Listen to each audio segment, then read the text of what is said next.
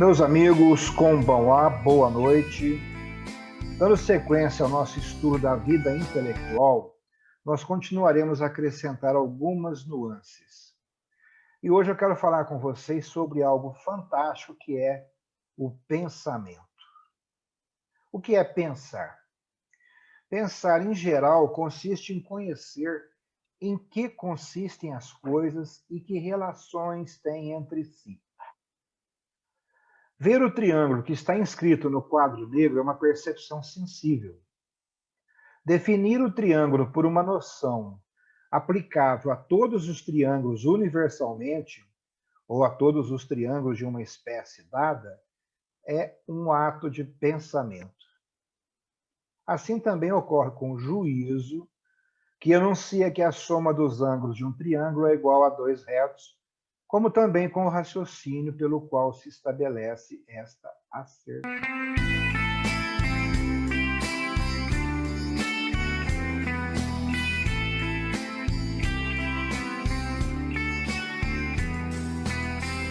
Da mesma forma, determinar a causa de um fenômeno é formular uma relação que é acessível apenas à inteligência. Pode-se dizer de maneira mais geral, então, que pensar é compreender as coisas tanto em si mesmas como em suas razões de ser.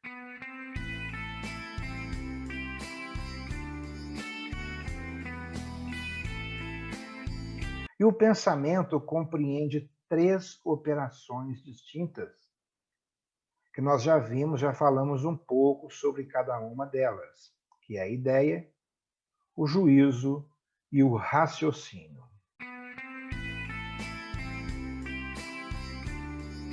Então, recordando sobre a concepção das ideias, consiste em aprender o que a coisa é. O triângulo como figura que tem 3 lados. Ela se exprime na ideia ou conceito que exprime uma essência ou substituto de uma essência.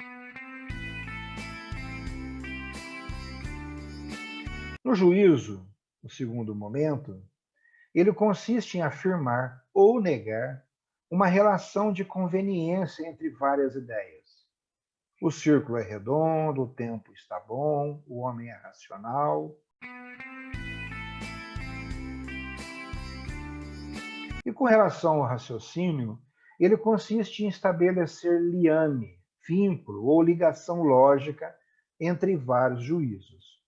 Essas operações nós já estudamos em lógica formal, mas vamos acentuar que a psicologia racional observa de um ponto de vista diferente do da lógica. Ela tem por fim determinar, não como faz a lógica, as leis ideais do pensamento correto, mas a natureza do pensamento, as condições de fato e as leis experimentais de seu exercício.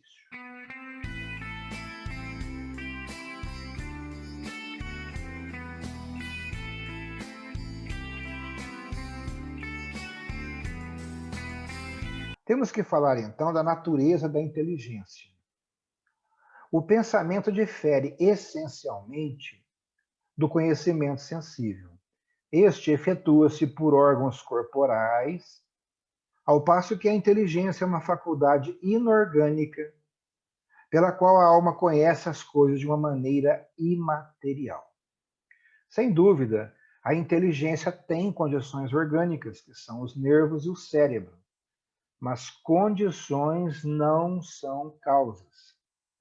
Para tocar violino, o artista precisa de um arco, mas o arco não é causa da melodia, é apenas a condição.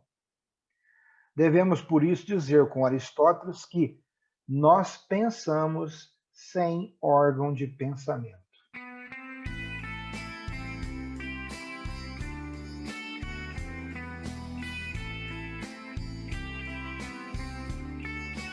E temos que falar também sobre as formas do pensamento. Nós temos o discurso e temos a intuição. No pensamento discursivo ou discurso, ele consiste em pesquisas múltiplas e sucessivas. O seu tipo é o raciocínio, e ele se impõe cada vez que a verdade não é vista imediatamente. E o pensamento intuitivo ou intuição, que consiste na visão imediata e global de um objeto ou de uma verdade. Toma-se também muitas vezes a palavra intuição no sentido de pressentimento, que é um sentido menos rigoroso.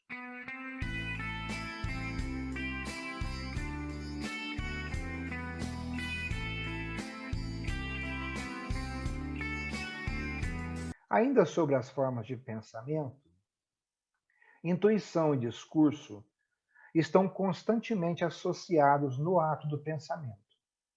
Todo o trabalho do espírito parte de uma intuição para chegar a outra intuição por meio do discurso. No princípio do nosso conhecimento, há objetos, as coisas, e noções, noções de ser, de causa, e primeiros princípios, apreendidos por uma intuição espontânea, uma sensível, outra intelectual. A partir destes objetos primitivos, institui-se um trabalho discursivo que tem por fim aprofundar e precisar o conhecimento do real, dados aos sentidos, e descobrir a ordem das coisas e suas razões de ser. Então é importante que a gente entenda bem isso, porque quando a gente vai estudar metafísica, de um modo geral, as pessoas têm a impressão de que você está falando dos fantasmas que aterrorizam os fantasmas, ou seja, de algo muito irreal. Então, com essa colocação que a gente está fazendo aqui agora, a gente vai entender que não é bem assim e nós temos argumentos para poder proteger o nosso ponto de vista.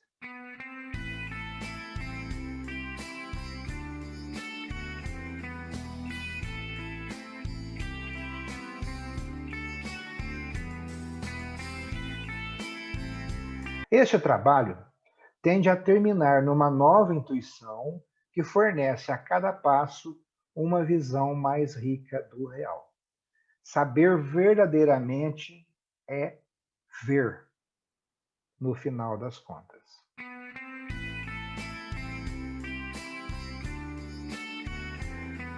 E uma coisa extremamente importante para nós são os instrumentos do pensamento.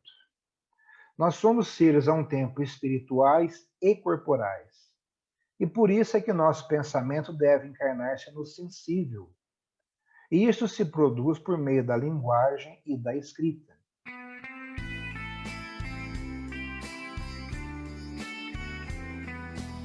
E qual que é a natureza da linguagem?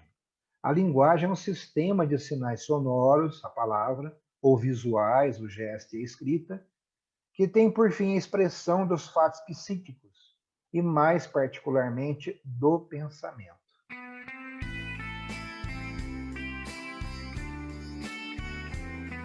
De Bonald foi um que questionou o que vem primeiro, se o pensamento ou a linguagem, uma vez que a linguagem atesta o pensamento e praticamente se confunde com ele.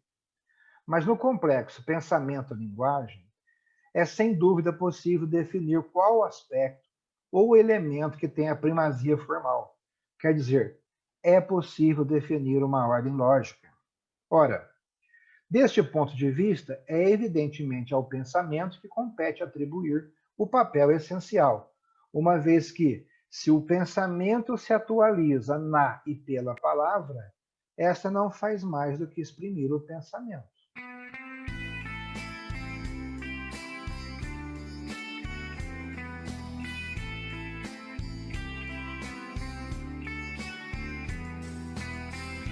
E é interessante que a primeira criação admitida pela grande maioria, segundo o Torá, o Gênesis e o Pentateuco, foi pela manifestação do pensamento, foi pela palavra.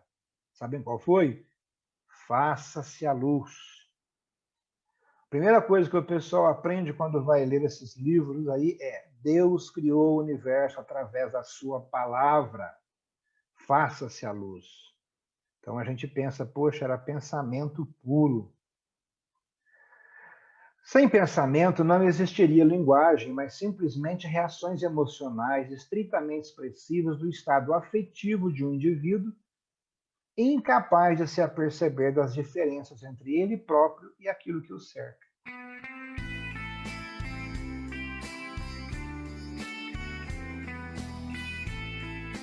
Sob esse aspecto, diremos que a linguagem nasceu da tripla necessidade que o homem experimenta e que procede da sua natureza racional, de se exprimir ou de se afirmar a si mesmo diante do mundo, de exprimir o sentido que ambiciona dar ao mundo, de comunicar-se com seu semelhante para realizar seus projetos e, em consequência, para atingir a sua própria libertação e conquistar sua autonomia. Quanto a saber como é atualizada essa tripla necessidade, pode-se admitir que foram a um tempo o gesto, a mímica, o grito e a imitação dos ruídos naturais, que são as onomatopeias, que serviram de primeiro apoio. Mas que diferença faz as onomatopeias para nós hoje? O pessoal coloca o tempo todo aí no WhatsApp, kkkk, RS, RS, RS de risos, não é isso? ZZZZ de sono. Então, utilizamos bastante ainda.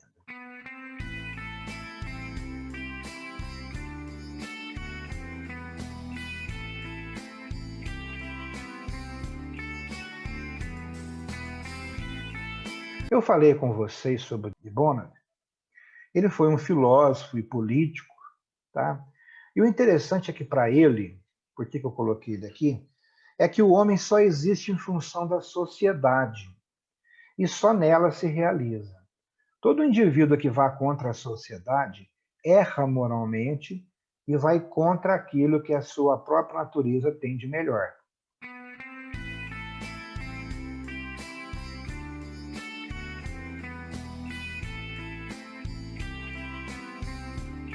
Essa posição é fundamentada filosoficamente por Bonhoeffer, argumentando que o homem, não tendo ideias inatas, necessita do contato com a sociedade para a aprendizagem das palavras que lhe permitirão pensar.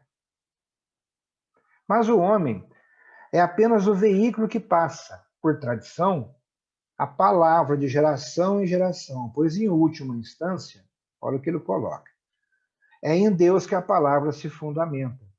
Então, aqui se aplica o bem conhecido adágio que diz a voz do povo, a voz de Deus.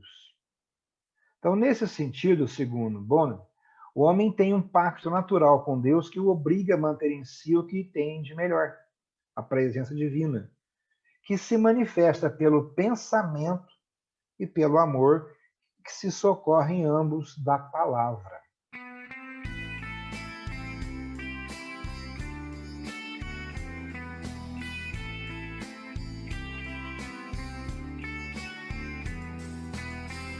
Então ele fala uma série de coisas, faz uma série de divisões, depois eu coloco isso para vocês. Mas o interessante é que ele coloca que toda a estrutura do universo se manifesta por essa tríade, que se manifesta no homem em particular, pela inteligência, pelos órgãos e pelos objetos.